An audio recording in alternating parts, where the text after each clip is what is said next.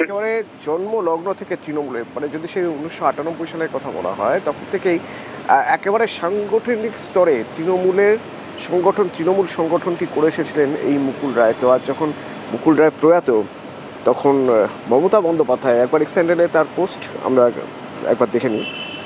দীর্ঘদিনের রাজনৈতিক সহকর্মী বলে তিনি মুকুল রায়কে বলছেন এবং বলছেন তৃণমূল কংগ্রেসের প্রতিষ্ঠা লগ্ন থেকে দলের জন্য প্রাণপাত করেছেন কেন্দ্রীয় মন্ত্রী, দলের সর্বস্তরে গ্রহণযোগ্যতা এবং পোস্ট করেছেন প্রধানমন্ত্রী নরেন্দ্র মোদীও।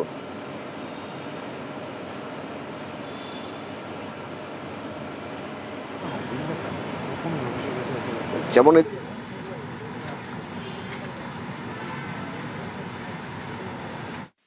যে উত্থান মমতা বন্দ্যোপাধ্যায়ের লড়াই, সেই লড়াইতে মুকুল নিঃসন্দেহে একটা ভূমিকা পালন করেছিল।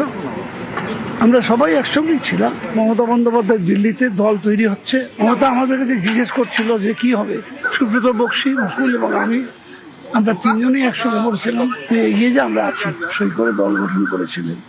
তো মুকুল রায়ের দীর্ঘ আন্দোলনের সাথে আমাদের শান্ত ধীর প্রকৃতির হলো, তীক্ষ্ণ বুদ্ধি ছিল। দলের বিভিন্ন সময় ধরনের সিদ্ধান্ত হবে না হবে এইসব ব্যাপারে মমতা বন্দ্যোপাধ্যায় ওকে যথেষ্ট গুরুত্ব দিতেন আমাদের দলের মধ্যে। ওর চলে যাওয়াটা নিঃসন্দেহে একটা বড় ক্ষতি আমাদের দলের পক্ষে। সকাল থেকে খোঁজ খবর রেখেছিলাম, সোশ্যাল মিডিয়াতেও দিয়ে শ্রদ্ধা জানিয়েছি। আপুনির সঙ্গেও টেলিফোনে কথা বলি। তিনি একজন রাজনীতিবিদ ছিলেন, আমার সঙ্গে ব্যক্তিগত সম্পর্ক অত্যন্ত সুমধুর।